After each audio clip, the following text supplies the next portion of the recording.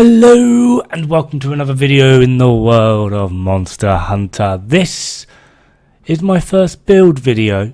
Be gentle. Why am I doing this build video? Because I bloody well want to, and I would like to share my insight with you people. Yay! Insight, he says. What insight? Well, I don't really have any. I just like playing Monster Hunter and making really bad videos about it. So here's another one.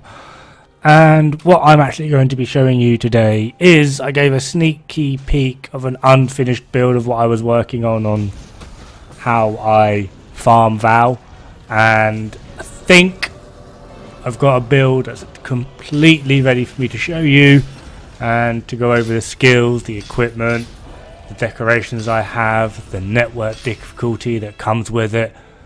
I'm joking, network difficulty doesn't come with this build. It doesn't break the game or anything before people start getting twitchy with me. It's just a fun build that I like using. It's very difficult for Vaal to actually kill me or hurt me, and I'm talking tempered, by the way. So let's move on to the skills and the equipment. So I'm using the Halberion blade with ×2 augments. 1 attack increase and 1 health regen. Vaal Hazakin helm beta. Damascus mail beta. Vaal Hazakin braces beta. Damascus coil beta. Vaal Hazakin greaves beta. Handicraft charm. The Rocksteady mantle, not the Vitality mantle, despite what it says there. I recorded it on the wrong thing. And a health booster for those oh shit moments. I'm also, for my skills, I have Fire Attack level 5, Recovery Up level 3, Focus level 3, Handicraft level 3, Divine Blessing level 3, Effluvia Resistance level 3, Peak Performance level 2, and 3 mil, because, you know, hungry man, hungry. And where exactly do I have those decorations? Well, they're kind of like scattered all about the place, but they're all level 1 decorations, so you don't really need to worry too much about whereabouts you put them. I don't really have them in any particular order, but it's basically blaze decorations, satiated, medicine, 1 times miasma, and 3 protection. And that's basically the build. And yeah, that's the equipment, that's the skills. Woohoo! Build video, it's over! I'm joking, it's not. So, why do I have these skills? Well, Halberion blade is in itself a power elemental file weapon, charge blade.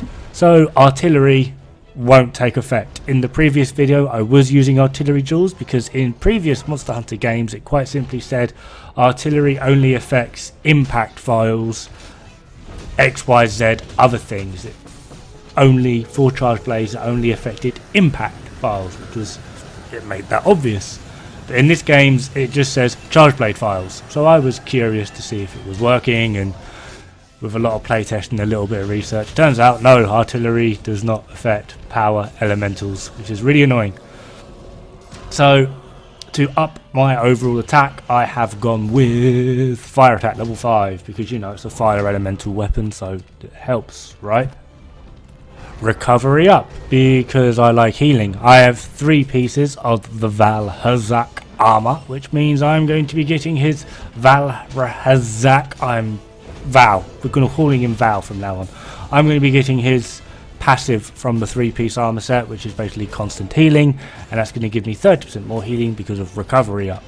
I also have a health augment on my weapon, so I get 30% more healing from that health augment. This enables me to be a lot more aggressive and can generally fight through most things, unless of course it is a absolute power one shot, or I'm just getting stuck in a corner and absolutely screwed over. So, Recovery Up, handy, very, very handy. Focus, I'm using a charge blade. Do I need to say more?